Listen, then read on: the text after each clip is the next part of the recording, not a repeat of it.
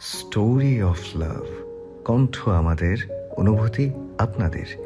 হারিয়ে যাই ভালোবাসার গভীরে। মৃত্তিকার মেহমেদের ওপর থেকে মন উঠে গেছে। এখন আর তার ভালো কথাও মৃত্তিকার ভালো লাগে না। দুঃসময়ে যে পাশে থাকে না, খোঁচা দিয়ে দোষারোপ করে, তাকে নিজের বলে মনে হয় না।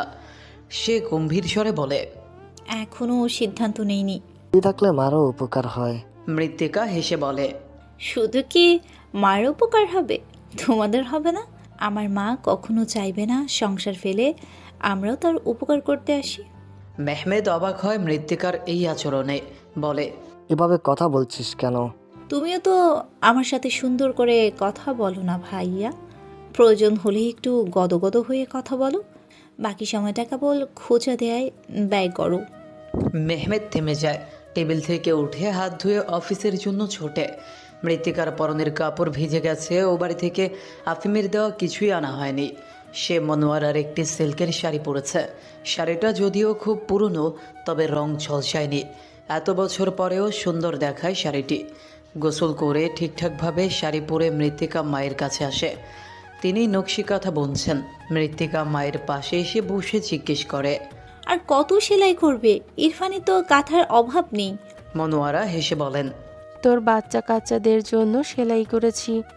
মৃত্তিকা তাচ্ছিল্য করে হেসে বলে, সেসবের প্রয়োজন নেই, বাচ্চা নেওয়ার কথা ভাবছি না। মনোয়ারা মৃত্তিকার দিকে মনোনিবেশ করেন, বলে, হঠাৎ এত ভোরে হাজির হলি, কোনো সমস্যা হয়েছে? সমস্যা? আমার তো কপাল পোড়া। এই পোড়া কপালে সমস্যা জোটে না, ছাই জোটে। আহ, এমন করে বলছিস কেন মা, কি হয়েছে? সারা রাত বন্ধুদের সাথে আড্ডা দেয়। হিস্ট্রি কথা মনে না থাকুক, বাবাকে কি করে এত কষ্ট দেয় উনি। আজ তার জন্মদিন। আমি আর বাবা আয়োজন করেছিলাম, কেক বানিয়েছিলাম। উনি ফিরলেন না, কল ধরলেন না। এতই ব্যস্ত সে সারা রাত আর বাড়ি ফেরার তাগাদা অনুভব করলেন না। তোর বাবা জানলে আর তোকে যেতে দেবে না। কথাটা বলা মাত্রই হাজির হন আতিকুর রহমান। সব কথা শোনেন তিনি। বাজারের ব্যাগটা রেখে বলেন, আফিম যতদিন না ভালো হচ্ছে ততদিন তুমিও বাড়িতে ফিরবে না, এটাই আমার আদেশ। মৃত্তিকা দীর্ঘশ্বাস ফেলে বলে, উনি শোধরাবেন না বাবা, তার অভ্যেস বদলানোর অসম্ভব। শোনো মৃত্তিকা, তোমাকে আমি গড়ে তুলেছি আত্মসম্মান আর মর্যাদার সাথে। বিয়েটা হবার পরও আমি তোমাকে আর আফিমকে মেনে নিইনি। যে ছেলে তোমার হবু স্বামীকে মেরে হাত পা ভেঙে দিতে পারে, গোপালগঞ্জে চলে যেতে পারে, সারাদিন মারপিট করা, নেশা করা, তার সাথে আমি তোমাকে থাকতে দিতে চাইনি। তুমি নিজেই গিয়েছিলে, ভেবেছিলে এটাই তোমার ভাগ্য। কিন্তু ভাগ্য নিজ শ্রমের দ্বারা পরিবর্তন করা যায়। বিয়ে হয়ে গেছে বলে তুমি নিজের অপছন্দের বিষয়গুলো মেনে নিয়ে পড়ে থাকবে, তা তো হয় না। মৃত্তিকা সব কথা শুনে শেষে কম্পিত স্বরে বলে, কিন্তু বাবা, উনি আমাকে ভালোবাসেন, অনেক বেশি ভালোবাসেন আমাকে। সব কিছুর ঊর্ধ্বে এটাই যে উনি আমাকে কখনো ছাড়তে চান না। আমায় পেতে উনি সব ধরনের নিচু কাজ করতেও ভাবেন না। এই ভালোবাসার লোভে আমি থেকে গিয়েছি, তাকে শোধরানোর চেষ্টা করেছি। ভালোবাসাই তো সবচেয়ে বড় বাবা। আমার তো কেবলই একটাই চাহিদা। আতিকুর রহমান আর বলতে পারলেন না কিছু। মৃত্তিকার সহজ আচরণ তাকে দমিয়ে দেয়। তার অকপটে করা সহজ স্বীকারোক্তি মেনে নেন তিনি।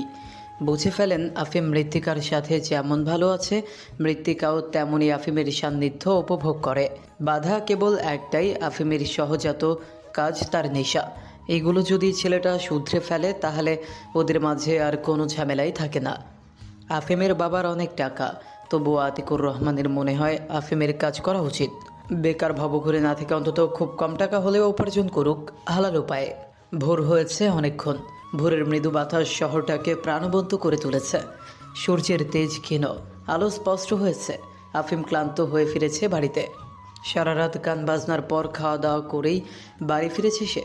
আইনমন্ত্রী আর স্বরাষ্ট্রমন্ত্রী তাকে বিশেষভাবে খাতির করেছে, একটি পিস্তল উপহার দিয়েছে। একসাথে কেক কেটেছে আফিমের সাথে। এটা আফিমের বিরাট অ্যাচিভমেন্ট।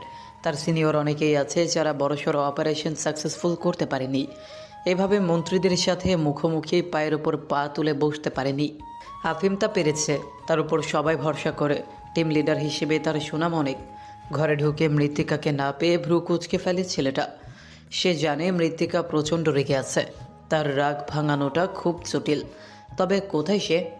আফিম ব্যালকনি, ছাদ, কিচেন সব জায়গায় খোঁজে, মৃত্তিকাকে পায় না। ললাটে ভাঁজ পড়ে ছেলেটার, উচ্চস্বরে ডাকে। মৃত্যু, এই মৃত্যু। মৃত্তিকার ডাকে সাড়া দেয় না ঠিকই, তবে আফিমের চেঁচামেচিতে আশরাফ মির্জা আসেন। তার পরনে ব্লেজার। এখনই ব্যবসার কাছে ছুটে যাবেন তিনি। যাওয়ার আগে ছেলেকে দেখে বললেন, মৃত্তিকা চলে গেছে, ঘরে একটা চিঠি রেখে গেছে, পড়ে নাও, চেঁচিও না, মাস্তানের বাইরে গিয়ে করবে, এটা ভদ্রলোকের বাড়ি। আফিম বিরক্ত হয়, বলে, বাপরে, মেজাজ এত হিট কেন জনাব? তুমি ঠাট্টা করো আমার সাথে? সারা রাত ঘরে ফেরার ইচ্ছে হয়নি তোমার? মেয়েটা কেক বানিয়ে ঘর সাজিয়ে তোমার জন্য অপেক্ষা করছিল, আর তুমি কি করলে? কলটাও ধরলে না, বাড়ি ফেরা তো দূরের কথা। আফিম আশ্চর্যান্বিত কণ্ঠে বলে, আমাকে তো বলনি। ওর সামনে দিয়ে গেলাম, কই বললো না তো। আমি কি জানি আপনারা এত সব প্ল্যান করে রেখেছেন? কর্তব ছেলে কোথাকার, যার জন্মদিন তাকে জানিয়ে জানিয়ে সারপ্রাইজ দেবে, বলেছিলে না তাড়াতাড়ি ফিরতে? কোমরে দুহাত চেপে দীর্ঘশ্বাস ফেলে আফিম। ছুটে যায় ঘরে। টেবিলের ওপর নীল কাগজের খামটি তুলে নেয় সে। মৃত্তিকার হাতের লেখা সুন্দর, গোটা গোটা অক্ষরগুলোতে নিদারুণ হাহাকার মিশে আছে। চোখের পানিতে কালি লেপটে গেছে। লিখেছে, আফিন কোথায় আছেন, কি করছেন জানি না, আমি বসে আছি, কাঁদছি মুখ বুজে। আগে আমার এত কান্না পেত না, সব সয়ে নিতাম আমি। আজকাল বড্ড ন্যাকা হয়ে গিয়েছি। ছোট ছোট সাধারণ বিষয়গুলোতে মাত্রাতিরিক্ত মন খারাপ হয়, সহজে আপনার পরিবর্তন মেনে নিতে পারি না। আজ আপনার জন্য বিশেষ একটা দিন, চেয়েছিলাম দিনটাকে আরও সুন্দরভাবে আপনার সামনে উপস্থাপন করতে, অথচ আপনি বাড়ি ফিরলেন না। সাজগোজ করে বসে থাকা রমণীর দিকে ফিরেও তাকালেন না। আমার পরিশ্রম, আমার অপেক্ষা সব বৃথা গেল। আপনার ঘরে বন্দুক পেয়েছি, খুব ভয় হচ্ছে আমার। আচ্ছা, আপনি কি খুব খারাপিও করতে চান? অস্ত্রটা কেন লুকিয়ে রেখেছেন? আমার হাত পা কাঁপছে, বিশ্বাস করুন। আফিম, আফিম, আফিম, আপনি সাধারণ হলেন না কেন? আমাকে বুঝলেন না কেন? আমি থাকতে চাই না আপনার সাথে, আর কোনো দিনও আপনার কাছে পাবেন না আমায়। তখন আফসোস করবেন, নাকি পাগলামি? আমি সত্যি আর ফিরবো না। দয়া করে আমায় জোর করবেন না, আমাকে একা বাঁচতে দিন। ইতি মৃত্যু। চিঠিটা পড়ে মন খারাপ হওয়ার পরিবর্তে আফিমের রাগ বাড়ে। ক্রোধে চিঠিটা ছুঁড়ে মারে ডাস্ট বক্সে। মেয়েটার সাহস কত বড়! কথায় কথায় বাপের বাড়ি যাওয়া কোন ধরনের সভ্যতা! আবার বলছে তাকে কাছে পাবো না। চটকানা মেরে গাল দুটো লাল করে দিতে ইচ্ছে হচ্ছে আফিমের। সে দ্রুত বেরিয়ে আসে বাইরে। বাইকের তেল শেষ। বাড়ির গাড়িটা নিয়ে বেরিয়ে পড়ে সে। খুব রোড গতিতে মৃত্তিকার বাড়ির সামনে এসে পৌঁছয় আফিম। ঝড়ের ব্যাগে ক্ষিপ্র গতিতে সিঁড়ি বেয়ে দোতলায় ওঠে সে। কলিং বেল বাজলে মনোয়ারা দরজা খোলেন। আফিমকে দেখে খুব একটা অবাক হয় না সে। বলে, এসো বাবা। আফিম ব্যগ্র হয়ে ঘরে ঢোকে। জিজ্ঞেস করে, মৃত্তিকা কোথায়? ঘুমোচ্ছে, আমি ডেকে দিচ্ছি। আফিম তড়িঘড়ি করে বলে, ডাকার দরকার নেই, আমি যাচ্ছি। তোমার জন্য ভাত বাড়বো? না আন্টি, মৃত্তিকার সাথে ঘুমোই, সারা রাত ঘুমোয়নি। দাঁড়ায় না আফিম। চট করে মৃত্তিকার রুমে ঢুকে পড়ে অনুমতি না নিয়েই। মৃত্তিকা ঘুমোচ্ছে। সিল্কের শাড়ি পায়ের নিচ থেকে কিছুটা উপরে উঠে গেছে, আঁচলটাও ঠিক জায়গায় নেই। এলোমেলো চুলগুলো মুখের ওপর উড়ে বেড়াচ্ছে বাতাসের দাপটে। আফিম ঝড়ের বেগে মৃত্তিকার ওপর সম্পূর্ণ ভর দিয়ে শুয়ে পড়ে। তার দানবীয় দেহের ভারে মৃত্তিকার শ্বাস আটকে আসে। তখনই ঘুম ভেঙে যায় সঙ্গে সঙ্গে। ঘুমের মাঝেও সে বুঝতে পারে আফিম এসেছে। তার উপস্থিতি মৃত্তিকার হৃদয়ে আলোড়ন তোলে। বিরক্ত হয়ে মৃত্তিকা বলে, সরুন আফিম। আফিম ক্রোধ মিশানো কণ্ঠে বলে, কেন? বুকে পিষে মেরে ফেলি? তার হিংস্র কণ্ঠে মৃত্তিকার চেতনা ফেরে। চোখ মেলে তাকায় সে। আফিমের ওজন অনেক বেশি। দম বেরিয়ে আসে মৃত্তিকার। আফিম মৃত্তিকার মুখের ওপর থেকে চুল সরিয়ে দেয়। বলে, এত সাহস তোর মৃত্যু? কি লিখেছিস? আর আসবি না আমার কাছে? থাকবি না আমার সাথে? আবার বলতো, চোখে চোখ রেখে বল। মৃত্তিকা ঘাবড়ায় না সহজে। চোখ পাকিয়ে বলে, বলবো, 101বার বলবো, 1000 বার বলবো, আপনাকে আমি ভয় পাই ভেবেছেন? পাস না? একদমই না। কথায় কথায় বাপের বাড়ি আসিস কেন? রাগ অভিমান সব ওই বাড়িতে থেকে করবি। বাড়ি ফেরার পর তোকে পাইনি কেন? সাহস বাড়ছে? দেবো গাল দুটো লাল করে? বল। হাত তুলবেন গায়ে? তুলুন, আমি আমার সিদ্ধান্ত বদলাবো না। একদম জানে মেরে দেবো। কত বড় সাহস আফিম মির্জাকে রিজেক্ট করিস? আমি তোকে নিয়েই ফেরবো, জেদ করবি না একদম। জেদ আপনার থাকলেও আমারও আছে। আফিম মৃত্তিকার থুতনি চেপে ধরে পুরো বুড়ো আঙুলের চাপ প্রয়োগ করে সে দেয়। একটু চাপে মেয়েটার থুতনি রক্তিম রং ধারণ করে। পা ভেঙে কাছে রেখে দেব। জোর জবরদস্তি ছাড়া আর কিছু পারেন? পারি কিনা দেখবি। মৃত্তিকা মুখ ফিরিয়ে নেয়, চোখে জল জমে মেয়েটার। আফিম ত্যক্ত স্বরে খুব ধমকে বলে ওঠে, শুধু শুধু কাঁদবি কেন? আয়, মেয়েটার কথাই। তোর কান্না আমার সহ্য হচ্ছে না, বুকে পিষে হরকর ভেঙে ফেলতে ইচ্ছে করছে। আফিমের ধমকে মৃত্তিকার ছলো ছলো চোখ জোড়া বুঝে নেয়। ড্রিম শব্দ হয় বুকের বাপাশে। আফিম এবার শীতল কণ্ঠে বলে, আচ্ছা কাছে আয়, ভালোবেসে কাঁদাই। মৃত্তিকার সর্বাঙ্গ ছলকে ওঠে, কান ঝাঝা করে ওঠে। আফিমের বুকে হাত রেখে তাকে সরিয়ে বলে, এইসব কি কথা? এ ধরনের কথা কেউ কাউকে বলে? ছি। আমাকে ভালো থাকতে দিচ্ছিস কই? ভালো থাকবেন না কেন? আমি না থাকলেই আপনি স্বাধীন। সারা রাত বাড়ি না ফিরলেও কেউ আপনাকে প্রশ্ন করে জ্বালাবে না। মৃত্তিকার নাকে নাক ঘষে আফিম বলে, আমি তো আমার আগুন সুন্দরী রূপে পুরে ছাই হতে চাই, চলতে চাই প্রণয় দহনে। মৃত্তিকা উঠে বসে আফিমকে ঠেলে পালাতে গিয়ে শাড়ির আঁচলে টান পড়ে। কঠিন কণ্ঠে মৃত্তিকা বলে ওঠে, আপনি চলে যান, আমি ডিভোর্স লেটার পাঠিয়ে দেব। আফিমের চোখের শিরাগুলো লাল হতে শুরু করেছে। ক্রোধে কাঁপছে সে, ঘাড় আর কপালের রগ ফুলে উঠেছে। একটানে মৃত্তিকাকে ছুঁড়ে ফেলে বিছানায়। মৃদু চিৎকার করে ওঠে মৃত্তিকা। আফিম বেহিসেবি কণ্ঠে মারাত্মক গর্জন করে বলে, কি বললি? আবার বল। Speak up. একদম জ্যান্ত পুঁতে দেব মৃত্যু। ভালোবাসি, ভালো লাগে না না?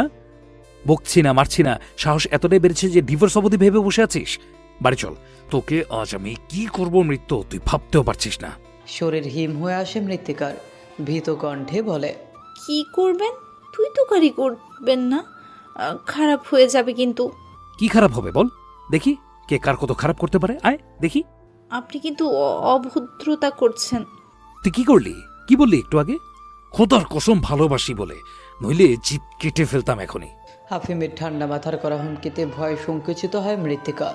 আফিম ফোঁস করে শ্বাস ছেড়ে বলে, বাড়ি চল, ঘর ফাঁকা লাগে। মৃত্তিকা নিচু কণ্ঠে বুকে চিবুক ঠেকিয়ে বলে, আমি একেবারের জন্য এসেছি। শুনতে পাইনি, আবার বল। সাহস হয় না মৃত্তিকার। চুপ করে থাকে সে। আফিম ঢুক গেলে বলে, আমি রাতে বাড়ি ফিরিনি এই জন্য এত রাগ করেছ? জন্মের দিন কি ফুরিয়ে গেছে? আমরা কেক কাটবো, চলো। মৃত্তিকা উত্তর দেয় না, ফুপিয়ে ফুপিয়ে নিঃশব্দে কাঁদে। আফিমের হৃদয় কলে। প্রেয়সীর কান্নার চোটে শরীর তোলার তিতকুটে দৃশ্য খুব চোখে লাগে। বলে, আচ্ছা আমি আর বাইরে রাত কাটাবো না, তোমার সাথে থাকবো। আর ওই বন্দুক, ওটা আমার না তো বোকা, ওটা কোন একজন পুলিশের, হারিয়ে গেছে, আমি খুঁজে পেয়েছি, ফেরত পাঠাতে হবে। মৃত্তিকা ভীত কণ্ঠে বলে, আপনি বলুন, আপনি ভালো হয়ে যাবেন, মারপিট করবেন না আর। আফিম চোখ ছোট ছোট করে ফেলে, বলে, হে, এত বড় শর্ত দেয় কোনো? ছোট শর্ত দাও। আপনি কথা দিন কাজ করবেন। ধ্যাৎ, যাবে না বলে এই ধরনের শর্ত রাখছো? তুমি কি ভেবেছো তুমি না যেতে চাইলে আমি তোমাকে এখানে রেখে যাব? মৃত্তিকা দরজার কাছে আসে। আফিম দরজাটা আটকে এসেছে। সে দরজা খুলে দিয়ে বলে, বাড়িতে সবাইকে যদি রাজি করাতে পারেন তবেই যাব। আফিম মাথার চুল টেনে বলে, ওরা আমার কি হয়? ওদের রাজি করাতে যাবো কোন দুঃখে? হ্যাঁ, আমার বউ তুই, বিয়ে করেছি তোকে, মেরে ভালোবেসে তোকে মানাবো। ওরা কিসের কিরে? মৃত্তিকা মুখ কুঁচকে বলে, ছি, ভাষা এত জঘন্য আপনার, কথা বলতেও রুচিতে বাঁধে আমার। মৃত্তিকা বেরিয়ে আসে বাইরে। আতিকুর রহমান বসেছিলেন। মৃত্তিকা আর আফিমকে একত্রে দেখে তিনি গম্ভীর হলেন খানিক। আফিম আতিকুর রহমানকে বলে, আপনার মেয়েকে নিয়ে যেতে এসেছি। মৃত্তিকার বাবা বলে, ও যদি যেতে চায় নিয়ে যাও, না যেতে চাইলে দাপড় দেখেও না। মৃত্তিকা বলে ওঠে, আমি যাব না, ও ভালো হয়ে যাবে। কথা দিন কাজ বাজ করবে, তারপর আমি নিজেই ফিরে যাব। ওকে আসতে হবে না আমায় নিতে। আতিকুর রহমান স্পষ্ট সুরে বলেন, মৃত্তিকাকে যেতে দেবে না, ভালো হও, মৃত্তিকা ফিরে যাবে। এরকম ছন্ন ছাড়া জীবনে ওকে জড়িও না। আফিম রাগ সংবরণ করে বলে। তোমার ওইটাই মত, শেষ সিদ্ধান্ত? মৃত্তিকার গা তুলে ওঠে। আব্বু তাকে কোনো মতেই যেতে দিবে না, সেও চায় না আর ফিরে যেতে। আফিম যদি সত্যিই ওকে ভালোবাসে তাহলে নিজেকে শুধরানোর চেষ্টা করবে। এরকম আঘাত না পেলে আফিম শুধরাবে না। এই ধরনের কঠিন সিদ্ধান্তই পারে আফিমকে ঠিক পথে ফিরিয়ে আনতে। ভালোবেসে মানুষ মরতেও পারে, সেখানে আফিম কি পারবে না নিজের মন্দ অভ্যাসগুলো ত্যাগ করতে? বুকে পাথর চেপে মৃত্তিকা বলে। চলে যান আফিম, আমি যাব না। আফিম হতাশ চোখে তাকায় মৃত্তিকার পানে, দীর্ঘশ্বাস ফেলে বলে। ঠিক আছে, চলে যাচ্ছি। আফিম পা বাড়ায়। দরজা পেরিয়ে সিঁড়ি বেয়ে চলে যাওয়ার শব্দ শোনা যায়। মৃত্তিকা ভাবতেও পারেনি আফিম এত দ্রুত হার মেনে নিবে, কোনো রকম দাপট ও ক্ষমতার অপব্যবহার না করে চলে যাবে। মৃত্তিকা সময় ব্যয় না করে তড়িঘড়ি করে নিজের ঘরে ঢুকে দরজা আটকে দেয়। ব্যালকনিতে গিয়ে দাঁড়িয়ে ঝুঁকে নিচে তাকায়। আফিম যাচ্ছে। লোকটার পরনে সাদা ফর্মাল শার্ট আর কালো প্যান্ট। শার্টের হাতা গুটিয়ে রেখেছে কনুয়ে। কি মনে করে সে ফিরে তাকায় মৃত্তিকাদের 3তলা বাড়ির দিকে। চোখ ঘুরিয়ে মৃত্তিকার ব্যালকনিতে নজর ফেলে। ধরা পড়ে যায় মৃত্তিকা। তাকে দেখে মৃদু হাসে আফিম। মেয়েটার বুক ফাটে, তবুও মুখ ফুটে না। ঠিকই লুকিয়ে দেখছে আফিমকে। আফিম দু পকেটে হাত গুজে উচ্চস্বরে হেলে দুলে কে ওঠে। খাসার ভেতর পাখি কেমনে আসে যায়, তারে ধরতে পারলে মন বেরি, ধরতে পারলে মন বেরি দিতা, পাখির পায় কেমনে আসে যায়, খাসার ভেতর পাখি কেমনে আসে যায়। বিকেলে ছাদের দোলনায় তুলছে মৃত্তিকা। মন ভালো নেই ওর, শরীরটা দুর্বল লাগছে। বাতাসও কুমোট, শান্তি নেই কোথাও। আলস্য ভঙ্গিতে দোলনা থেকে উঠে দাঁড়ায় মৃত্তিকা। দুদিন ধরে আফিমের সাথে যোগাযোগ নেই মৃত্তিকার। লোকটা আর আসেনি তাকে নিতে, জোর জবরদস্তিও করেনি। টিউশন পড়াতে বনানীর ওদিকে যেতে হবে, আজ বের না হলেই নয়। তিক্ত বিদ্যুটে লাগছে সব কিছু। ক্ষুধা লাগে না, আলস্য কাজ করে। বিষাদ থাকে সব। মৃত্তিকা ঘরে ফিরে একটা নীল রঙের কুর্তি পরে, কাঁধে টুটব্যাগ চেপে বের হয় রাস্তায়। বাড়ি থেকে বের হলেই রাস্তা, একটু হেঁটে গেলে স্ট্যান্ড। মৃত্তিকা হেঁটেই যাবে অটো স্ট্যান্ড অবধি। সেই সিদ্ধান্ত নিয়ে এগিয়ে যেতে একটি অটো এসে থামে তার সামনে। অটোর মালিক বৃদ্ধ, আধা পাকা দাঁড়িয়ে, বুক ছুঁয়েছে প্রায়। মৃত্তিকাকে দেখেই বলে ওঠে। আপনার নাম মৃত্তিকা? নাম শুনে চমকায় মৃত্তিকা। বৃদ্ধ লোকটি তার সঠিক নাম উচ্চারণ করতে পারে না। আশপাশে নজর বুলিয়ে সন্দিহান চোখে চেয়ে মৃত্তিকা বলে। জি, আপনি কি করে জানেন? বৃদ্ধ হেসে বলেন। ওঠেন ওঠেন, আপনারে পৌঁছাইয়া দেই। মৃত্তিকা অবাক হয়, লোকটাকে তার ঠিক মনে হয় না। ভ্রু কুচকে বলে। আমি হেঁটে যাব, আপনি যেতে পারেন। লোকটি ফের হেসে বলে। বই ফাইও না মা, আমি তোমার বাপের লাহান। আফিম বাবা আমারে পাঠাইছে, কইছে রোজ তোমারে পৌঁছাইয়া দিতে, আবার নিয়ে আসতে। আফিম নামটি শুনে কয়েক লহমায় মৃত্তিকার কাঁপন ধরে। থমকে যায় সে, ভার হয়ে আসে বুক।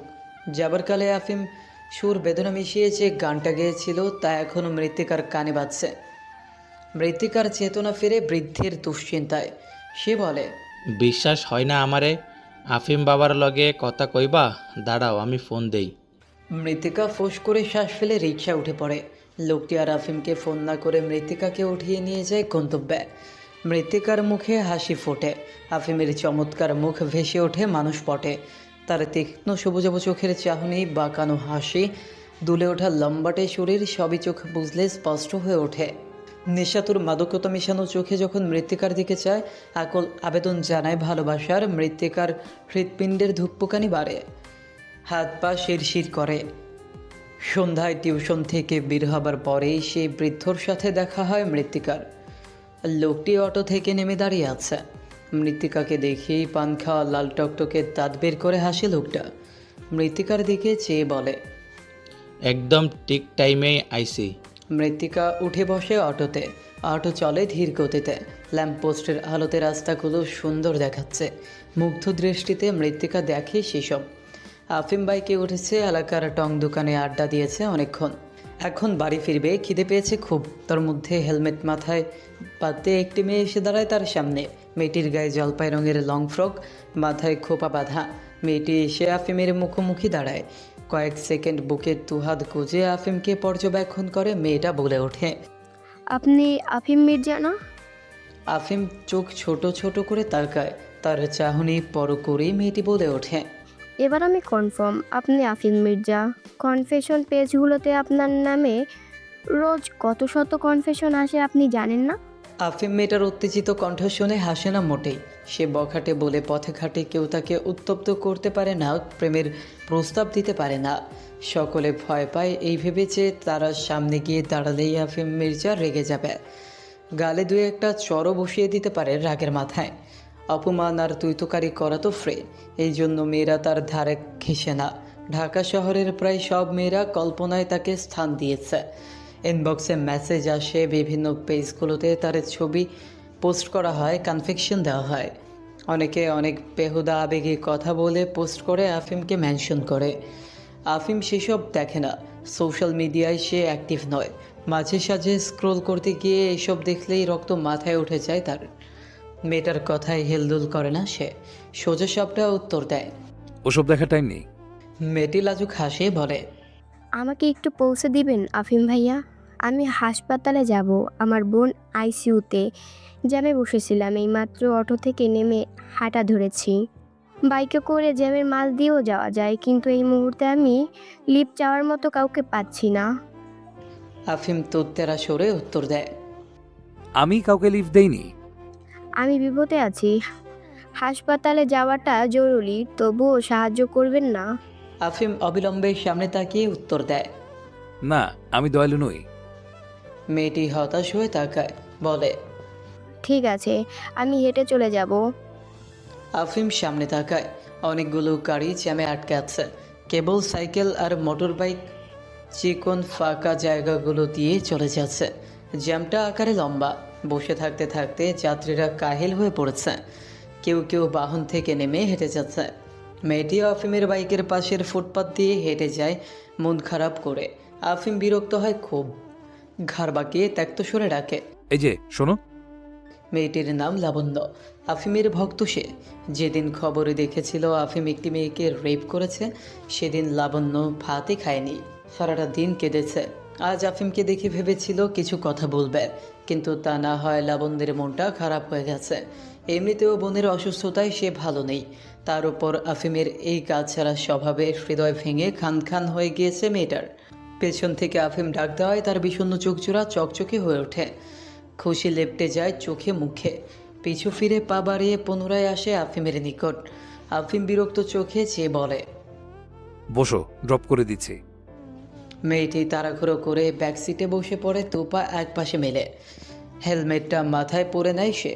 আফিম বাইক স্টার্ট করতে করতে গম্ভীর অথচ তেজি কণ্ঠে বলে, Don't touch. I'm married. So the touch of anyone other than my wife is not acceptable to me. Facebook ইনস্টাগ্রামে অনেকেই বলেছিল আফিম মির্জা ম্যারিড, কিছুদিন আগে বিয়ে হয়েছে তার। এই কথা কতটুকু যৌক্তিক জানতো না লাবণ্য। ইউটিউব চ্যানেল ও প্রোফাইলগুলোতে এআই দিয়ে আফিমের অনেক ভিডিও বানানো হয়, অনেক উল্টোপাল্টা হেডলাইন দিয়ে ভিডিও পোস্ট করা হয়। সেসবের সত্যতা যাচাই করা কঠিন। তাছাড়া এত বড় লোক ঘরের ছেলে বিয়ে করলে শহরের সবাইকে জানাবে না। লাবণ্যর এই বিশ্বাসটাকে মাটি চাপা দিয়ে দিয়েছে আফিম। মেয়েটা সিটের পেছনে অংশ ধরে শক্ত করে বসে, বলে, আপনি সত্যিই বিবাহিত? আফিম কটূক্তি করে বলে, না, ম্যারিড। আফিমের রাগ দেখে আর কথা বাড়ায় না লাবণ্য, তবে কষ্ট পায় খুব। ওদিকে জ্যাম দেখে মৃত্তিকাও অটো থেকে নেমেছে, ফুটপাত ধরে এদিকেই হেঁটে আসছে। আফিম দূর থেকে মৃত্তিকাকে দেখে, বাইকের গতি কমায় সে। দুষ্টু বুদ্ধি তখনই মাথায় এঁটে যায় ছেলেটার। তাড়াহুড়ো করে বলে, সামনের ওই মেয়েটি আমার বউ। তোমাকে এমন কিছু একটা বলতে হবে যাতে আমার বউ জেলাস ফিল করে, ভাবে তোমার সাথে আমার গলায় গলায় সম্পর্ক। পারবে? লাবণ্য বোঝে, তবুও চুপ থাকে। আফিম বলে ওঠে, যা বলবে মুখে বলবে, টাচ করবে না কিন্তু। জেলাস ফিল করতে গিয়ে ছুঁয়েছো তো চটকনা মেরে বাইক থেকে ফেলে দেবো। লাবণ্য মাথা নাড়ে, ভেতরটা পড়লেও বলে ওঠে। ঠিক আছে। বাইকের গতি এবার স্বাভাবিক করে আফিম। মৃত্তিকা দেখেনি ওদের। মৃত্তিকা যে পাশ দিয়ে হাঁটছে সে পাশে এসে চ্যামের মুখে বাইক থামায় আফিম। মৃত্তিকা তাদের একদম কাছে এসে আফিমকে দেখতে পায়। চলন্ত পা জোড়া থামে মৃত্তিকার। আফিমের বাইকের পেছনে একটি মেয়েকে দেখে কাঁপন ধরে বক্ষম আছে। মৃত্তিকাকে তাদের দিকে তাকাতে দেখে লাবণ্য হেসে হেসে খানিক উচ্চস্বরে আফিমকে বলে, তোমাকে অনেক ধন্যবাদ আমার লাভ প্রপোজ অ্যাকসেপ্ট করার জন্য।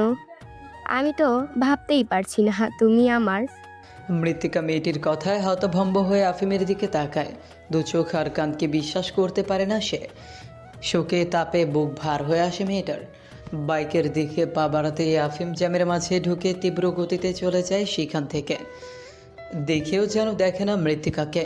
মৃত্তিকার আর পা চলে না। এসব কি দেখলো সে? কেন দেখলো? ওই মেয়েটা কেন এমনটা বলল? মাথা কাজ করে না মৃত্তিকার। ভয়ে গা হিম হয়ে আসে। সে জানে আফিম এমন নয়। সামান্য কয়েক ঘন্টার ব্যবধানে আফিম বদলে যেতে পারে না। কিন্তু এইসব কেন? আফিম কি মজা করছে? হ্যাঁ, তাই হবে। নিজেকে শান্ত রাখে মৃত্তিকা। সে এসব বিশ্বাস করে না। লাবণ্যকে নির্দিষ্ট হাসপাতালের সামনে পৌঁছে দেয় আফিম। মেয়েটি বাইক থেকে নেমে হেলমেট খোলে, মলিন হেসে বলে, আপনার বউ খুব সুন্দর, আপনার সাথে খুব মানাচ্ছে। আফিম সামান্য হাসে। লাবণ্য ফের বলে ওঠে, আপনার বউ কষ্ট পেয়েছে বোধহয়। অফিসের ক্যান্টিনে সবাই একসাথে দলবদ্ধ হয়ে বসলেও নেই কেবল শান্ত। তার অস্বস্তি হয় সবার মাঝে। অতটা মিশুক আচরণ করতে পারে না সে। রাইয়া বেশ কয়েকবার বলেছে তাদের সাথে সন্ধ্যায় কফি খেতে। শান্ত শোনেনি। তাকে রেখে ক্যান্টিনে আড্ডা দিতে একটুও ভালো লাগছে না রাইমার। খচখচ করছে মন। সে উঠে যায় সবার মাঝ থেকে। পূর্বা জিজ্ঞেস করে, কোথায় যাচ্ছিস? রাইমা মিথ্যে বলে, কফি খেতে ভালো লাগছে না, ডেস্কে যাচ্ছি। কফি না খেলে অন্য কিছু নিই আমরা। রাইমা তবুও বলে, তোরা এনজয় কর, আমি উঠি, ভালো লাগছে না। রাইমা ছুটে যায় ডেস্কে। শান্তর গায়ে আজ কালো টি শার্ট। ল্যাপটপে টাইপিং করছে সে। কোনো দিকে মন নেই ছেলেটার। রাইমা চেয়ার টেনে তার পাশে বসে বলে, এভাবে একা একা থাকবেন? কারোর সাথে না মিশলে বন্ধুত্ব হবে কি করে? শান্ত হেসে বলে, আমি একাই ভালো থাকি রাইমা। একা ভালো থাকা যায়, আপনার এই একাকিত্বে আমি সঙ্গী হতে পারি না। বাড়িতে ফেরার পর একটি দুর্ঘটনা ঘটে গেছে মৃত্তিকার সাথে। জাহানারা ভাত চড়িয়েছিল চুলায়, ভাত হয়ে এসেছে। মার গালতে যাবে অমনি ইরফান উঠে গেছে ঘুম থেকে। জাহানারা তড়িঘড়ি করে ঘরে ছুটে গিয়েছে ইরফানের কান্নার আওয়াজ শুনে। মৃত্তিকাকে বলেছে ভাতের মারটুকু গেলে দিতে। জাহানারার মাঝে পরিবর্তন ঘটেছে। আগের মতো হম্বিতুম্বি করে না। ইরফান আর ইরহামকে সামলাতে গিয়ে নাজেহাল সে। হম্বিতুম্বি করার সময়টুকুই বা পায় কখন? মৃত্তিকা তখন হুঁশে নেই বললেই চলে। আফিম আর ওই মেয়েকে মুখ ফেসে উঠছে চোখের পাতায়। খুব খারাপ লাগছে। দুদিন ধরে খাওয়া দাওয়া করেনি বললেই চলে। খিদে পায় না একদম। স্টুডেন্টের মা চা আর বিস্কিট দিয়েছিলেন। সারাদিনে ওটুকুই পেটে পড়েছিল। ভাত মাছের রুচি উঠে গেছে মেয়েটার। জিহবায় কোনো স্বাদ নেই, নাকে ঘ্রাণ নেওয়ার ক্ষমতা নেই। একটু সর্দিও লেগেছে। জাহানারার কথা শুনে রান্নাঘরে গিয়ে ভাতের মার গালতে গেলেই পাতিলের ঢাকনা ভুলবশত সরে গিয়ে অনেকটা গরম মার এসে পড়েছে মৃত্তিকার হাতে। হাত থেকে পাতিল ফসকে গিয়ে সব ভাত পড়ে গিয়েছে বেসিনে। ঘটনার আকস্মিকতায় মৃত্তিকা চিৎকার করে ওঠে। হাতের পিঠ ও তালুর সাথে সাথে ঝলসে ওঠে, লাল হয়ে যায়। চামড়া পুড়ে ওঠে আসছে। ব্যথায় চিৎকার করে ওঠে মৃত্তিকা। মনোয়ারা ছুটে আসে। মেয়েকে দেখে চমকে ওঠে। তৎক্ষণাৎ ফ্রিজ থেকে ঠান্ডার ডিম ফাটিয়ে মেয়ের হাতে ঢেলে দেন। বরফ পানিতে হাত চুবিয়েও রাখে কিছুক্ষণ। এরপরেই সব রকমের আতঙ্ক কেটে যায়। মৃত্তিকা একদম চুপ। হাত ঝলসে গেছে তার। যন্ত্রণায় হাত অবশ্যই আসে, তবুও কাঁদে না সে। চেঁচামেচিও করে না। মনোয়ারা তার হাতের পিঠে মুখ দিয়ে ফু দিতে থাকেন। পাখার বাতাস দেয়। তবুও মৃত্তিকার হেলদোল নেই। কেবল নিষ্পাপ চোখে চেয়ে সে বলে, হাত ধরো না, মরে যাব আমি, ধরো না, কষ্ট হচ্ছে। মনোয়ারার চোখে পানি জমে। জাহানারা বলে, তোমার ভাই কাছেই আছে, ওকে বলেছি বার্নার আনতে। বরফ পানিতে হাত চুবিয়ে রাখো, একটু দেখে কাজ করতে হয় তো, চামড়া ঝলসে গেছে। ইরহাম ফ্যাল ফ্যাল করে মনির পানে তাকায়। জাহানারার দিকে তাকিয়ে বলে, মনি ব্যথা পেয়েছো? মনিকে আদর দাও, বলো আদর। ইরহাম তাই করে। মৃত্তিকার মাথায় হাত বুলিয়ে দেয় সযত্নে। মৃত্তিকার সর্বাঙ্গ কেঁপে ওঠে। এইসব তাকে কষ্ট দিচ্ছে না, তার কষ্ট হচ্ছে অন্য কারণে। আফিম আফিম আফিম, এই একটি মানুষ মৃত্তিকাকে বারংবার কাঁদাচ্ছে। লোকটার একটুও মায়া দয়া নেই। দুদিনে একবারও কল টেক্সট করেনি, বাড়ির বাইরেও ঘুরঘুর করেনি। কেমন ভালোবাসা তার! এই দুদিনেই মৃত্তিকাকে ভুলে আরেক মেয়েকে নিয়ে ঘুরে বেড়াচ্ছে। মৃত্তিকার বুঝি কষ্ট হয় না? বুক পড়ে না? কোন ক্ষত সারা বেশে? বুকের দহন নাকি হাতের? হাত পুরে খারাপ অবস্থা মৃত্তিকার। ক্রিম লাগিয়েও যন্ত্রণা কমেনি। 2-3 ঘন্টা জ্বলবেই।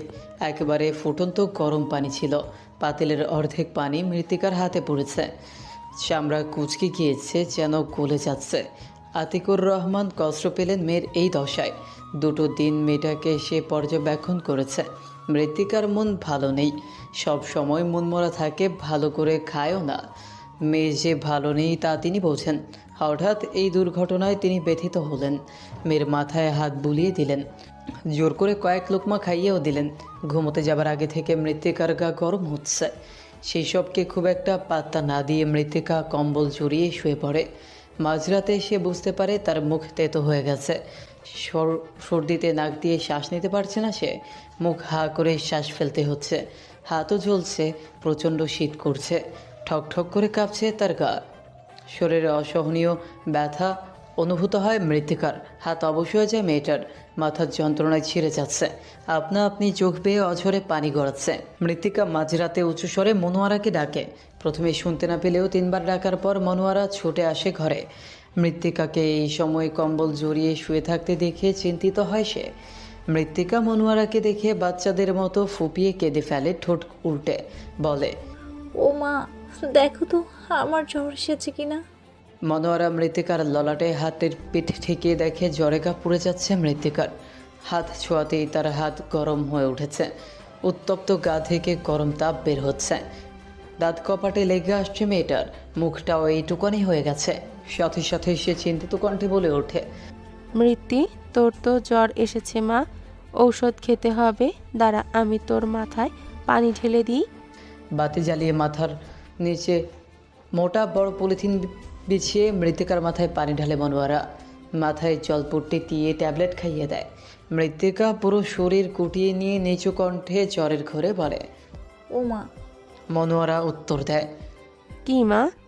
আমার খুব জ্বর এসেছে, তাই না? হ মা, অনেক জ্বর। মৃত্তিকার চাহনি বাচ্চাদের মতো, কথাবার্তাও খুব সহজ। সে আলতো হেসে আবার ডাকে, ও মা, বল। আমার জ্বর এসেছে, তুমি ওকে বলনি? মৃত্তিকার মা ও বলতে কাকে বুঝিয়েছে তাও বুঝতে পারে, তবু মেয়ের মুখে শুনবে বলে ভনিতা করে বলে, কাকে জানাতে বলছিস? মৃত্তিকা বিরক্ত হয় খুব। চোখ বুজে কপালে ভাঁজ ফেলে।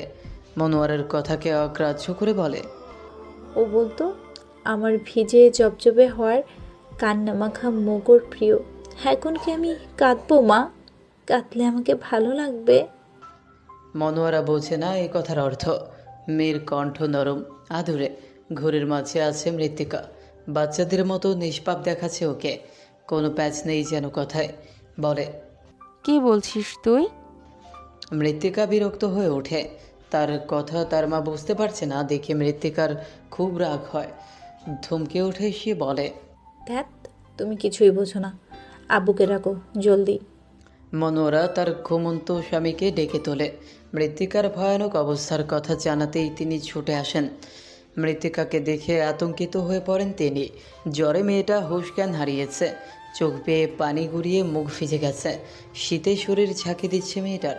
তিনি মৃত্তিকার মাথায় হাত বুলিয়ে বলেন, কিছু খাবে তুমি? বলো, আমি এনে দিই। মৃত্তিকা চোখ বুজে বাচ্চাদের ন্যায় আহ্লাদি কণ্ঠে বলে, ও আব্বু, আমার তো অনেক জ্বর, হাতও পড়ে গেছে, আমি কি মরে যাব? চমকে ওঠেন আতিকুর রহমান। মেয়ের মাথা বুকে ঝাপটে ধরে উত্তেজিত স্বরে বলেন, কি বলো তুমি? জ্বরে কিছুই হয় না মা, সকাল হলেই ডাক্তার দেখিয়ে ওষুধ আনবো, তুমি ঠিক হয়ে যাবে মা। মৃত্তিকা বোঝে, বাবার দিকে মুখ উঠিয়ে বলে, শোনো না, রাস্তায় অনেক জ্যাম থাকে, অটো করে যেতে যেতে আমার যদি কিছু হয়ে যায়, ওর গাড়িতে চড়ে গেলে তাড়াতাড়ি যেতে পারবো। মৃত্তিকার কথার আগা মাথা নেই। সে সরাসরি আফিমকে ডাকার কথা বোঝে না। এ নিয়ে বিনিয়ে অহেতুক ছুত আর কারণ দেখিয়ে আফিমের কথা তুলছে। তার কথায় যুক্তি নেই। জ্বরে কেউ মারা যায় এখন। বাড়ির আশেপাশে অনেক ফার্মেসি, হেঁটে গেলে 5 মিনিট। এই সামান্য পথ যেতে গিয়ে মরে যাওয়ার চিন্তা মাথায় আসে কি করে? মেয়েটার কি মাথা ঠিক নেই? মনোয়ারা বলে, আমাকে বলল ওকে খবর দিতে, ওটাকে তাকে বলল না। তোমার মেয়ের বুক ফাটবে, মুখ ফুটবে না। তোমার কি মনে হয় আফিমকে ডাকা উচিত? মেয়েকে কষ্ট দেয়া ঠিক হবে না। ছেলেটা কাজ না করুক, মৃত্তিকাকে ভালো তো বাসছে। তোমার মেয়ের তো কোনো কিছুর অভাব রাখছে না ছেলেটা, তাহলে চলে আসার দরকার কি? আতিকুর রহমান বোঝেন। উঠে গিয়ে আফিমের নাম্বারে কল করেন। দুবারের মাথায় আফিম ফোন তোলে। রাত বাজে 2:25। এই অসময়ে মৃত্তিকার বাড়ির নাম্বার থেকে কল আসায় সে কাজের মাঝেও কলটা তুলে নেয় কানে। ওপাশ থেকে মৃত্তিকার অসুস্থতার কথা শুনেই ছেলেটা থমকায়। আফিম ফিল্ড রুমে আছে। বড় একটা টেবিলের চেয়ারে বসে আছে সে। বাকি চেয়ারগুলোতে টিম মেম্বাররাও বসে আছে। মাঝখানে কিছু কাগজ আর ম্যাপ রাখা, পিস্তল, রাইফেল, কলম আর প্রয়োজনীয় জিনিস টেবিলে রাখা। আতিকুর রহমানের কথা শোনার পর আফিম চেয়ার ছেড়ে উঠে দাঁড়ায়। সকলের উদ্দেশ্যে বলে, আমাকে যেতে হবে, আমার স্ত্রী অসুস্থ। আফিমদের বস রুক্ষ স্বরে বলেন। আফিম তীর্যক চোখে তাকায় বসের দিকে, বলে, এতগুলো মানুষ আছে, ওদের ব্রেনকেও একটু কাজে লাগান।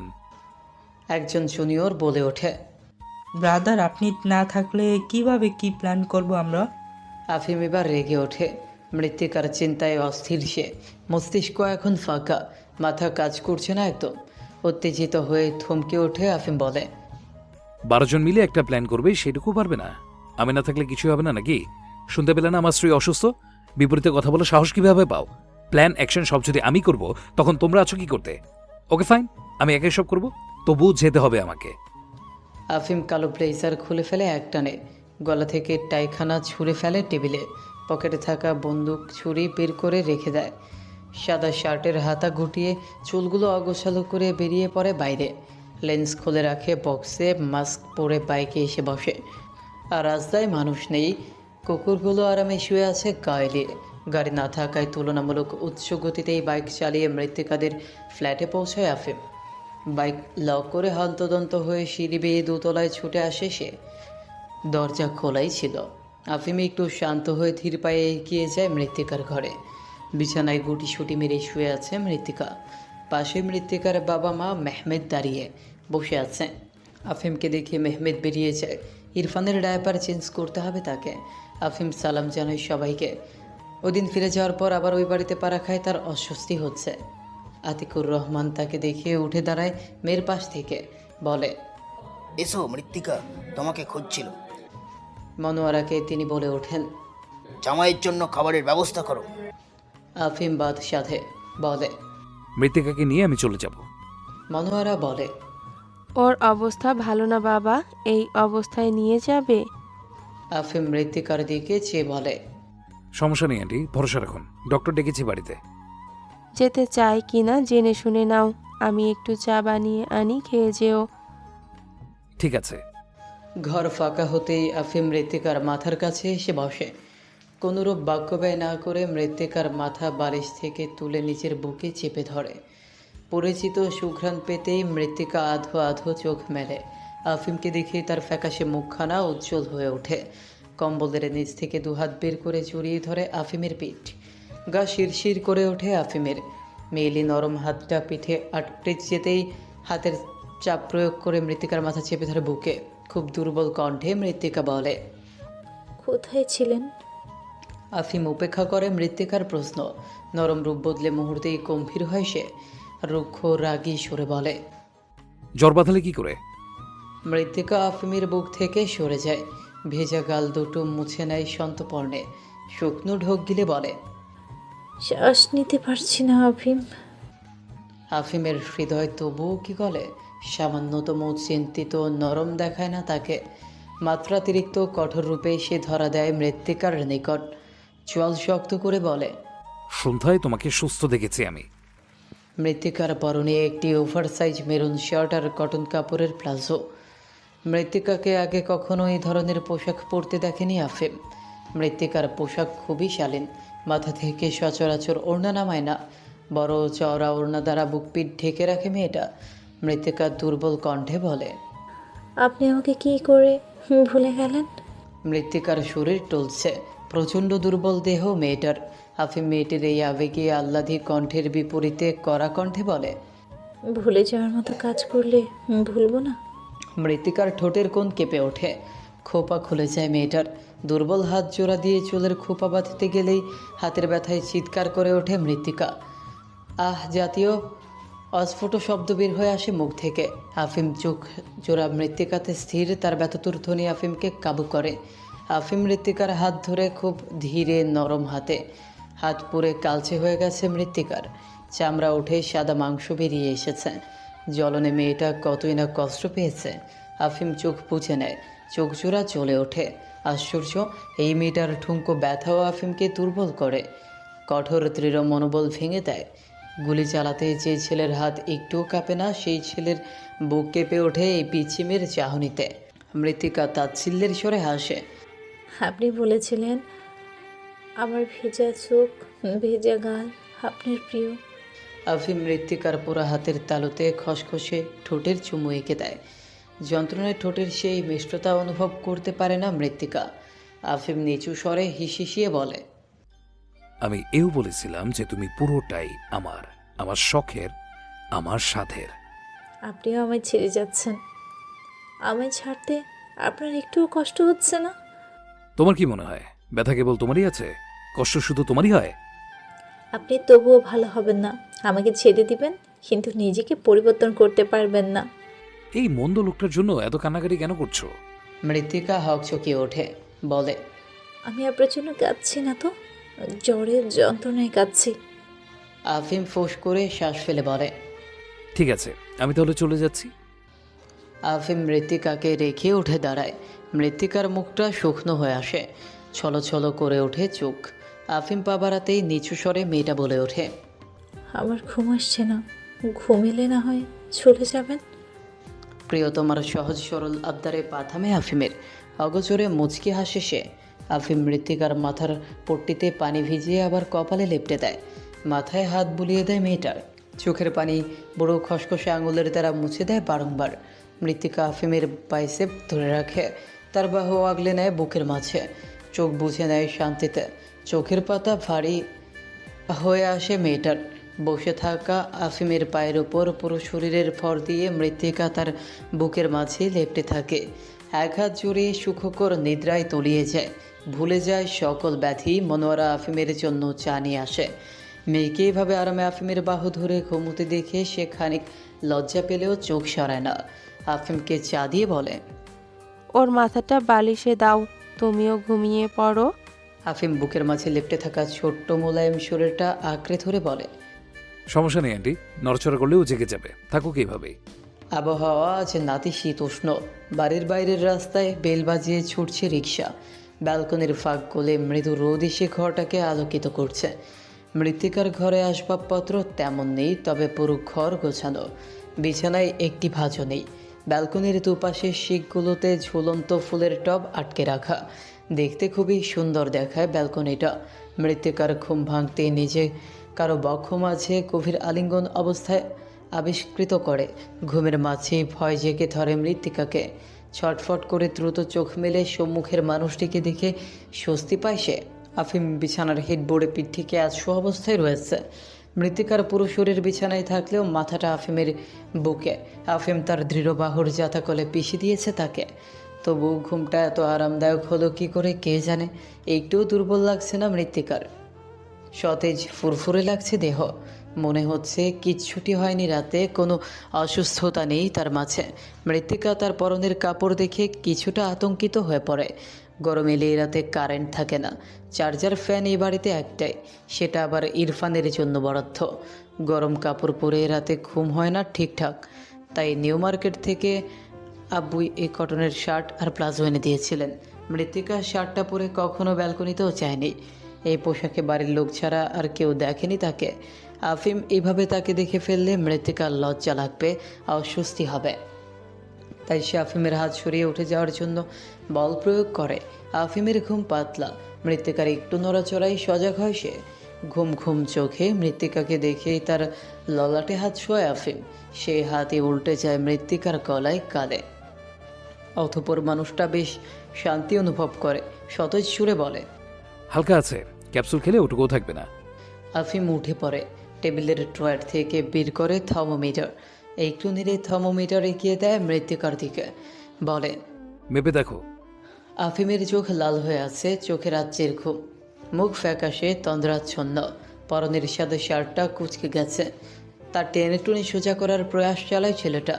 হাই তুলে দুবার চুলগুলোকে ঠেলে দেয় পেছনে, বলে, তুমি মেপে দেখো, আমি মুখে পানি ছিটিয়ে আসি। বিছানা ছেড়ে নামবে না কিন্তু। আফিমের শেষের কথাটুকুতে প্রবল অধিকারবোধ ফুটে ওঠে। খানিক ঝাঁজ মিশিয়ে শেষের বাক্যটি সম্পূর্ণ করে আফিম। মৃত্তিকা যদি সারা রাত এইভাবেই কাঁধ হয়ে মানুষটার বুকে শুয়ে থাকে, তাহলে তো আফিমের ঘুম হয়নি। রাতটা সে এভাবে বসেই কাটিয়েছে। মৃত্তিকার চিন্তা হয়। আফিম মিনিট 5 বাদে চোখে মুখে পানি দিয়ে আসে, ভেজা মুখ মুছে নেয় মৃত্তিকার গামছায়, জিজ্ঞেস করে, কত? 97 ডিগ্রি ফারেনহাইট। আফিম গামছা ব্যালকনির দড়িতে টানিয়ে এসে বসে মৃত্তিকার পাশে। মৃত্তিকার ডান হাত টেনে নিয়ে বলে, জ্বলছে এখনো? অল্প। আফিম তাগাদা দিয়ে বলে, খেয়ে আসো, একসাথে বেরোবো। ফেরার পথে ডক্টরের চেম্বারে যেতে হবে। ভালো অয়েনমেন্ট না লাগালে জ্বালা কমবে না। মৃত্তিকা মুখ তুলে দেখে লোকটাকে। আফিম সাদা মাটা হয়ে দাঁড়িয়ে আছে।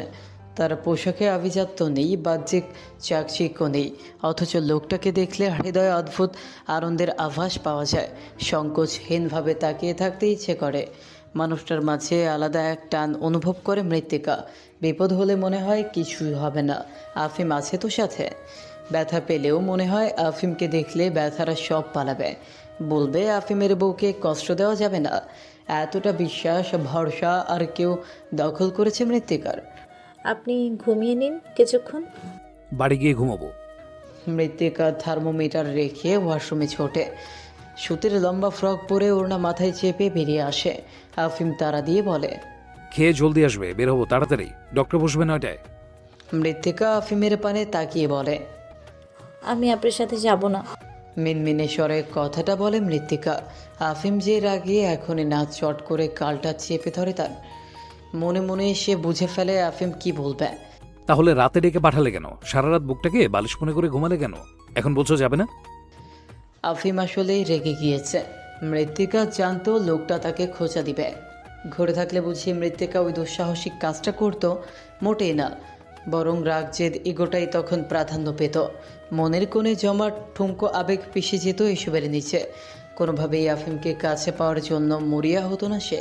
আমি সবাইকে বলেছি আর যাব না আপনার সাথে। আপনি যতদিন না নিজেকে শুধরাচ্ছেন ততদিন আমি এখানেই থাকবো। আফিম রেগে বলে ওঠে, সারা রাত ঘুমোয়নি মৃত্তিকা, মন মেজাজ ভালো নেই। রাগ দেখালেই তো কেটে কেটে বন্যা বানিয়ে ফেলবে। তখন আমার চল্লাদ শ্বশুর এসে আমার গলাটা চেপে ধরবে, পিচ্ছিরি একটা ব্যাপার হবে। তাই বলছি তেরামি করো না। মৃত্তিকার মুখটা নত, চোখ তোলার সাহস তার নেই। সে যেতে পারবে না, বড় মুখ করে ওই দিন বলেছিল আফিম ভালো না হলে সে ফিরবে না।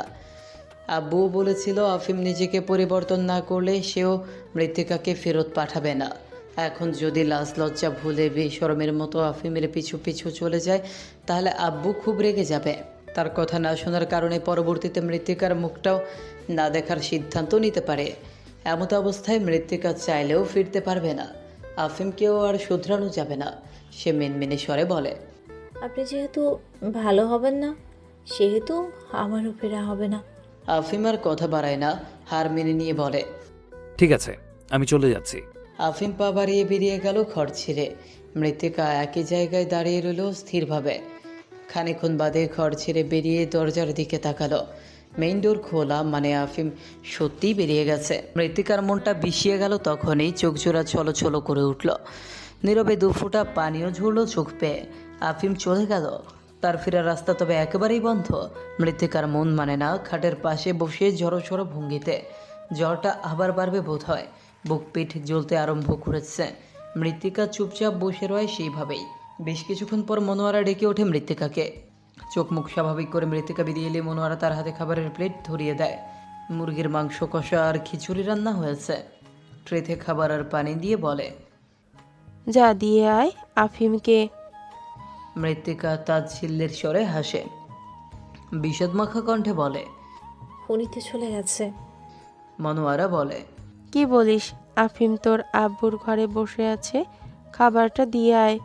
মৃত্তিকা চমকায়, পা বাড়িয়ে তাড়াহুড়ো করে এগিয়ে যায় আব্বুর ঘরের দিকে। দরজা মিলতে দেখে আফিম বসে আছে আতিকুর রহমানের সাথে। দুজনের কারোই অভিব্যক্তিতে রাগ ক্ষোভ নেই। মৃত্তিকাকে দেখে আতিকুর রহমান বলেন। এখানে আনলে কেন? টেবিলে যাও, টেবিলে দাও, যাও খেয়ে নাও, তারপর রওনা দিও। আফিম আলতো হেসে বলে। ঠিক আছে বাবা। আফিমের মুখে বাবা ডাকটি শুনে প্রশান্তিতে গাল ভরে হাসলেন মৃত্তিকার বাবা। মৃত্তিকা ফ্যাল করে দেখল ওদের। মৃত্তিকার উদ্দেশ্যে আতিকুর রহমান বললেন। দেরি করিও না, আফিমের সাথে চলে যাও, আরেকদিন এসো দুজন একসাথে। মৃত্তিকা প্রচণ্ড অবাক হয়, তার আব্বু এত সহজে আফিমকে মেনে নিল। আফিম এমন কি বলেছে তাকে যে বিনা দ্বিধায় লোকটার সাথে যেতে বলছে মৃত্তিকাকে? রাগ ক্ষোভ কোনোটাই নেই তার মাঝে, বরং আফিমের সাথে খুব ভালোভাবে মিশছেন তিনি। মৃত্তিকা তবদা খেয়ে দাঁড়িয়ে রইল। আফিম তার হাত থেকে ট্রেটা নিয়ে টেবিলে চলে যায়। পিছু পিছু যায় মৃত্তিকা। আফিম খেতে শুরু করে। আফিমের পাশের চেয়ার টেনে বসে মৃত্তিকা নিচু স্বরে ফিসফিসিয়ে বলে। আব্বুকে কি বলেছেন আপনি? কালকেও বলছিল আমি যেন নিজের সিদ্ধান্তে অটল থাকি, আর আজ আজ আপনার সাথে চলে যাওয়ার জন্য জোর করছে কেন বলুন তো? আফিম মিটিমিটি হেসে বলে। তোমার আব্বুকে জিজ্ঞেস করো, এখন খাও। মৃত্তিকার মুখে খাবার তুলে দেয় আফিম। ভীষণ লজ্জিত হয় মৃত্তিকা। বাধা দিলে আফিম শোনে না তার বারণ। অদক্ষ হাতে সবটুকু খাবার খাইয়ে দেয় মৃত্তিকাকে। খাওয়া শেষ হতেই দুজন রওনা দেয়। পথে ফিমেল ডক্টর দেখিয়ে মৃত্তিকার পোড়া হাতের জন্য ঔষধ কেনে। মৃত্তিকা কথা বলার ভাষা খুঁজে পায় না। কিছুটা আনন্দ হচ্ছে ভেতরে ভেতরে, সামনে সে আনন্দটুকু দেখাতে পারছে না। আফিম কি জানে তার সাথে থাকতে মৃত্তিকার ভালো লাগে? আজ তো মানুষটাই মৃত্তিকার কাছে স্বস্তি। টিউশনে আজ আফিমই পৌঁছে দিয়েছিল মৃত্তিকাকে। চাচাকে আজ আফিম আসতে বারণ করে দিয়েছে। আরও অবাক করা বিষয়টি হলো আফিম কেবল মৃত্তিকাকে পৌঁছে দিয়েই ক্ষান্ত হয়নি, মৃত্তিকা 1.5 ঘন্টা স্টুডেন্টকে পড়িয়েছে। এই 1.5 ঘন্টা আফিম মৃত্তিকার স্টুডেন্টের বাড়ির বাইরে বসেছিল। মৃত্তিকাকে নিয়ে এই লোকটা বাড়ি ফিরবে। এর কারণ জানতে চাইলে আফিম বলেনি কিছু, বলার প্রয়োজন বোধ করেনি। আপনি কেন বসেছিলেন এতটা সময়? আমি বুঝি একা চলাফেরা করতে পারি না? আফিম স্বাভাবিক কণ্ঠে বলে।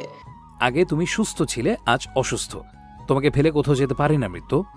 মৃত্তিকা আলগোছে হাসে, বলে। আমি তেমন অসুস্থ নেই, আপনি অযথাই ভাবছেন। আফিম বাইকের মিররে মৃত্তিকার চোখের দিকে চেয়ে উপহাস করে বলে ওঠে। তুমি অসুস্থ ছিলে মৃত্তিকা, অসুস্থ না থাকলে আমাকে রাখতে না। সুস্থ স্বাভাবিক মৃত্তিকা আফিমের সঙ্গ চায় না। আফিমের উপস্থিতি সুস্থ মৃত্তিকাকে স্বস্তি দেয় না। তুমি অসুস্থই ছিলে, অসুস্থ ছিলে বলেই আমার বুকে স্বেচ্ছায় মাথা রেখেছিলে। মৃদু কেঁপে উঠল মৃত্তিকার সর্বাঙ্গ। আফিমের কণ্ঠটা এত ভাঙা মনে হলো কেন? কথাটাই কি মৃত্তিকার প্রতি অভিযোগ ছিল, রাগ অভিমান ছিল? মৃত্তিকা সচরাচর আফিমের সাথে ভালো ব্যবহার করে না। আফিমকে ভালোবাসেনি সে, আফিমের সাথে ভালো মুহূর্ত কাটায়নি। আফিম কি এই কারণে খুব কষ্ট পায়, মন খারাপ হয় তার? একরাশ অভিযোগ মনে জমিয়ে রেখেছে লোকটা। মৃত্তিকাকে খোঁচা মেরে কথাটা বলল আফিম। মৃত্তিকা যে একটি শপথ নিয়ে বসে আফিমকে সে ভালোবাসবে, খুব ভালোবাসবে, এতটাই ভালোবাসবে যে আফিম বিরক্ত হবে তার ভালোবাসায়, ত্যাক্ত হয়ে উঠবে। আফিমকে খুব চালাবে সে, ভালোবেসে নিজের সব ভালোটুকু দিবে আফিমের মাঝে। আফিম হয়তো তার ভালোবাসায় আটকাবে, ভুলে যাবে সব অন্যায়, নতুনভাবে মৃত্তিকার সাথে বাঁচবে। মৃত্তিকাকে পৌঁছে দিয়ে আফিম গিয়েছে কোথাও। আশরাফ মির্জা ব্যবসার কাজে জামশেদপুর গিয়েছে। মৃত্তিকা ওই দিনের লাল শাড়িটা গায়ে জড়িয়েছে। আফিম এলেই তাকে চমকে দিবে। কি করবে ভাবতে বসে মৃত্তিকা। প্রথমে চুমু খাবে নাকি জড়িয়ে ধরবে? আফিম খুব চমকে যাবে, তাই না? খুশিতে তার সবুজাবু চোখ জোড়া আরও উজ্জ্বল হয়ে উঠবে। বাড়ির ফোনটা বেঁচে ওঠে। মৃত্তিকা ভাবে আফিম কল করেছে, কিন্তু ফোন তোলার পরেই বুঝতে পারে আফিম নয়, কল করেছে ইয়াসিন। মৃত্তিকার আগের মতো রাগ নেই ইয়াসিনের ওপর। বেচারা অসুস্থ, বাঁচার নিশ্চয়তা খুব কম। রাগ খুব রেখে লাভ নেই।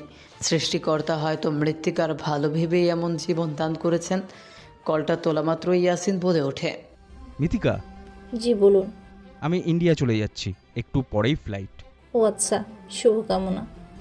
আমার মা বাবা তোমার সাথে দেখা করতে চাইছে, আর হয়তো দেখা হবে না। আমরা বেরিয়ে পড়ছি, তুমি আসবে? মৃত্তিকা ভরকে যায়, বলে, আমি গিয়ে কি করব? সবাই তোমাকে দেখতে চাইছে, এবারই শেষ, আর আসতে বলবো না। তানহা তোমার কাছে পড়াশোনা করেছে, সেই পরিচয় হলেও এসে দেখা করে যাও। আমরা তোমাদের বাড়ির কাছেই আছি, আসবে একটু, সবার ভালো লাগবে। মৃত্তিকা দোনামোনা করে রাজি হয়ে যায়। ওরা চলে যাচ্ছে, দেখা করাই যায় একবার। সে শাড়ির আঁচল ঠিকঠাক করে দারোয়ান চাচাকে বলে বাড়ির গাড়ি চড়ে নির্দিষ্ট ঠিকানায় যায়। ওদিকে আফিম বাড়ি ফিরে রাতে। দারোয়ানের থেকে জানতে পারে মৃত্তিকা ইয়াসিন নামের একটি ছেলের সাথে দেখা করতে গিয়েছে। ছেলেটার ক্যান্সার, আজ ইন্ডিয়া চলে যাবে। তার পরিবারের সাথে দেখা করার জন্য মৃত্তিকা বেরিয়েছে। জানার পর আফিম কিছুই বলে না, ঘরে গিয়ে শার্টটা টেনে খুলে ফেলে সে। মোবাইল ওয়ালেট ফেলে দেয়। একের পর এক সিগারেট ফুঁকে যায় আফিম।